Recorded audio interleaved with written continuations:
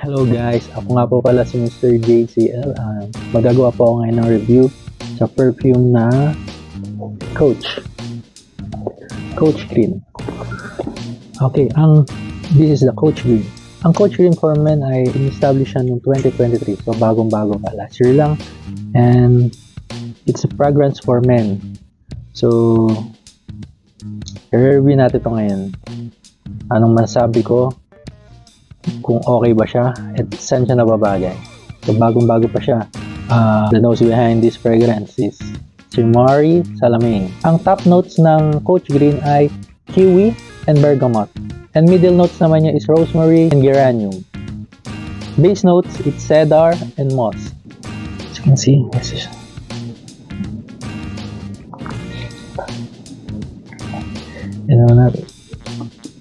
nakalock siya pag ganyan. Nakalock siya. So, pag bubuksan mo siya, gaganon mo siya. Ayan. Spray na natin. Ang bango. Ang masasabi ko lang din sa fragrance ng Coach Green ay okay siya for summertime. Kasi talagang green na green. Lalo na nga, it's fruity and woody. Woody smell. Green na green talaga. Good na good siya for summer talaga. And hindi siya ganun katapang eh. Hindi ganun katapang. Hindi siya masakit sa ilong. And based on my experience, tumatagal siya ng more than 5 hours. Talagang dikit na dikit siya. Nakamoy mo siya. Pat maamoy yung fruity and woody niya. Amoy na amoy. Grabe yung Coach Green na to. Pag spray mo pa lang, amoy niya. Grabe.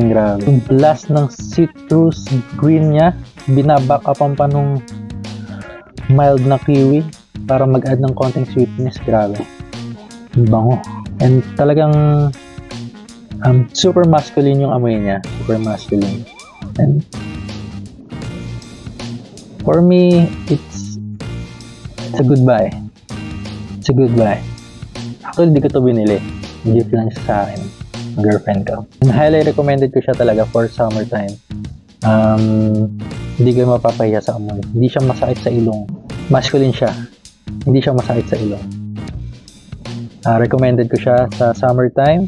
So, kung kayo naghahanap ng perfume for summertime, recommend ko tong Coach Green. Good siya. So, yun. It's my first time na mag-review nitong perfume.